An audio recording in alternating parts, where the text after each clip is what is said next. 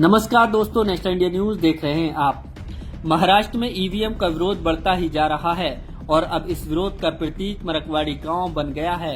यही वजह है कि शरद पवार और उनकी पार्टी के नेता रविवार को मरकवाड़ी गांव पहुंचे और ईवीएम विरोधी कार्यक्रम में शामिल हुए।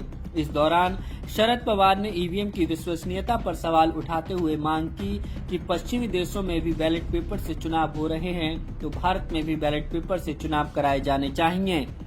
दरअसल महाराष्ट्र के सोलापुर जिले की मालसिरास विधानसभा सीट के अंतर्गत आने वाले मरकवाड़ी गांव के लोगों ने ईवीएम पर शंका जाहिर की थी और बैलेट पेपर से फिर से चुनाव कराने की मांग की थी। ग्रामीणों ने 3 दिसंबर को पुनर्मतदान की तैयारी भी कर ली थी और बैलेट पेपर से वोटिंग कर रहे थे, लेकिन प्रशासन ने ग्रामीणों को बैलेट पेपर से वोटिंग नहीं करने दी थी।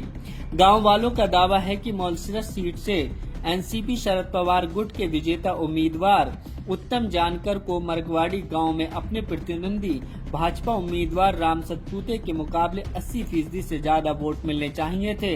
उन्होंने कहा कि हालांकि ईवीएम की वोटिंग के अनुसार जानकर को 1003 वोट मिले, जबकि सतपुते को उनसे कुछ ही कम 843 वोट मिले। ग्रामीणों ने दावा किया कि सतपुते को उनके गांव से 100-150 से अधिक वोट नहीं मिले होंगे।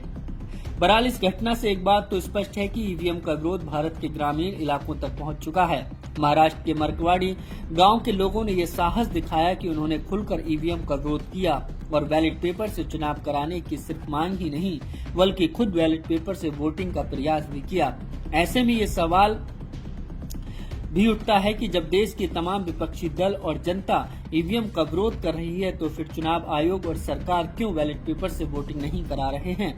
क्या इस बात का इंतजार किया जा रहा है कि पूरे देश के लोग मरकवाड़ी गांव के ग्रामीणों की तरह खुलकर विरोध करेंगे तब ईवीएम को बैन किया जाएगा? तो क्या ये माना जाए कि पूरे देश के लोगों को मरकवाड़ी ग्रामीणों की तरह ईवीएम का विरोध करना चाहिए? तभी एक निष्पक्ष और पारदर्शी चुनाव होगा और चुनाव आयोग ईवीएम के बजाय बैलेट पेपर से वोटिंग कराने पर मजबूर होगा।